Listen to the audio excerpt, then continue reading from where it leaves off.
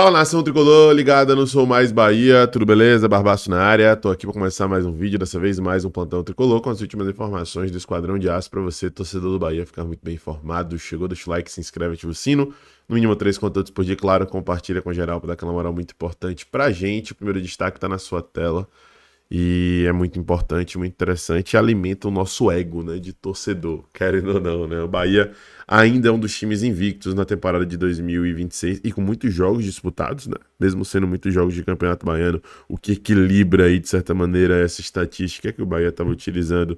O time reserva com a molecada da base ali na disputa da competição e continua utilizando só na fase ali de mata-mata. Pode ser que tenhamos algumas alterações ou não, né? Ou se não, o Ceni vai manter a estratégia aí de conseguir, ainda assim, com a galera que não é considerada titular absoluto desse time, ter um nível de performance elevado, né? Mas, enfim, são 11 jogos disputados, já são 3 de Campeonato Brasileiro da Série A. Iremos estrear na Libertadores da América e estamos aí invictos na temporada até aqui. E ao nosso lado, equipes fortes e tradicionais do futebol mundial, como é o caso do Milan, na Itália, como é o caso do Guangzhou Evergrande, na China, como é o caso do Besiktas na Turquia, e como é o caso do Lyon, na França, né? O Bahia ainda tem esse número aí bem importante de ser destacado. E que continue assim, né, cara? Continue assim, que isso se torne até uma obsessão para os caras, de buscar a manutenção dessa invencibilidade, porque a tendência é que, se isso for utilizado como o Rogério tem utilizado no vestiário, cada vez mais seja internalizado e cada vez mais seja uma válvula de escape e uma mola propulsora para que esses jogadores consigam correr atrás dos objetivos, tá? Enfim, destaque bem legal, bem bacana, que eu fiz questão de trazer aqui da galera do Flash Score.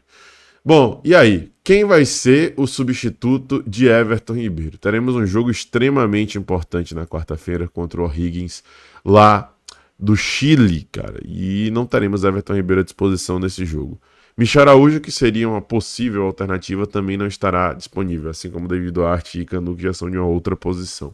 E aí vem um dilema: quem entra no lugar de Everton Ribeiro? Em condições normais de temperatura e pressão, Rogério Ceni está optado por Rodrigo Nestor, mas particularmente eu imagino que o Rodrigo Nestor hoje é um atleta mais útil repondo o Jean Lucas do que o próprio Everton Ribeiro, né? Como aquele jogador de segundo homem de meio campo, aquele cara de saída para o jogo, né? Ele fez isso, inclusive, muito bem nas oportunidades que foi acionado no passado, como, por exemplo, no jogo contra o Palmeiras, né? Mas, pelo que parece, Ceni ainda enxerga ele como um substituto hoje imediato para Everton Ribeiro, já que não teremos Cauli, que será a próxima pauta aqui deste conteúdo. Outras duas possibilidades são Eric e Caio Alexandre. Ontem a gente fez live no nosso outro canal, na SMB Live, todo dia praticamente tem live por lá, e esse debate foi levantado por muitas pessoas no chat, né, sobre Caio Alexandre ser uma alternativa interessante para poder repor Everton Ribeiro. Aqui no Bahia ele ainda não foi tão utilizado dessa forma por Rogério Ceni, não. Mas lá no Fortaleza ele jogava muitas vezes como segundo homem, e às vezes até com camisa 10 um pouquinho mais avançado, construindo as jogadas. E ele tem um excelente passe, tem uma excelente capacidade de visualização das jogadas e tudo mais. Seria uma alternativa interessante. Será que o Rogério pode vir a optar por isso?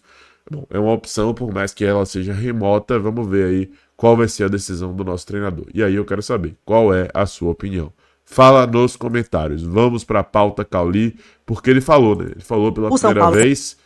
E a gente vai trazer aqui essa aspa, né, depois da sua saída ali do Bahia, anúncio oficial do São Paulo. E teve torcedora São Paulina falando sobre Cauli.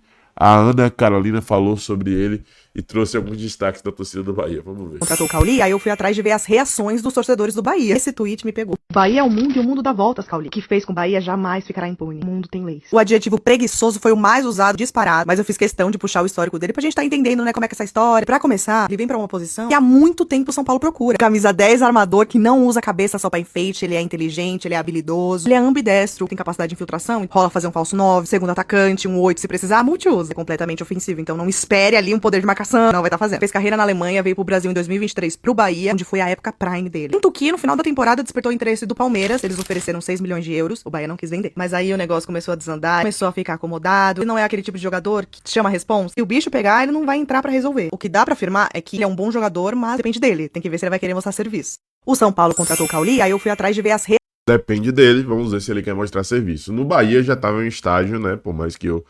goste da capacidade técnica que o Cauli demonstrou ter no Bahia em determinadas oportunidades, mas ele já não estava com aquela querência tão grande, isso estava nítido para todo mundo. Vamos ver se o São Paulo vai ter as primeiras aspas dele. A galera do Diário SPFC trouxe aí, ó. Eu acho que não tem nenhum jogador que não viu o São Paulo com bons olhos. Você não consegue pensar no futebol brasileiro sem pensar no São Paulo. Desde o começo eu quis muito estar aqui também, comuniquei com o Bahia desde cedo.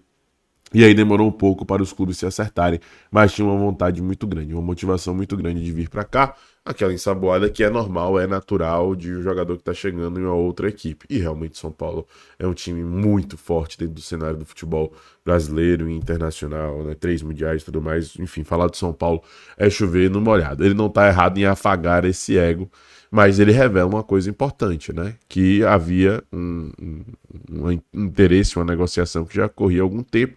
A gente até deduzia isso, né? Porque esfriou ali em determinado momento. A gente deduziu que o São Paulo não tinha capacidade financeira para pagar o que o Bahia queria. E aí, aparentemente, esse foi o ponto destoante na negociação, né? E aí chegou um determinado momento que o São Paulo acatou, aparentemente, o pedido do Bahia, só que nesse modelo de empréstimo com obrigação de compra com metas, né? E aí vai depender muito mais dele. Até as metas na obrigação de compra mostra que depende dele para poder render. Bom, já é página virada para o Bahia, vamos ver como é que ele vai sair por lá no São Paulo e nossa vida que segue a de Cauli também. Tá, meus amigos? Esse foi o nosso vídeo de hoje. Se gostou, deixe seu like, se inscreve, ativa o sininho e compartilha. Fala nos comentários quem vai ser o substituto de Everton Ribeiro na sua opinião. Um abraço, tamo junto, até a próxima. Eu sou mais Bahia, eu sou mais do Nordeste. E você?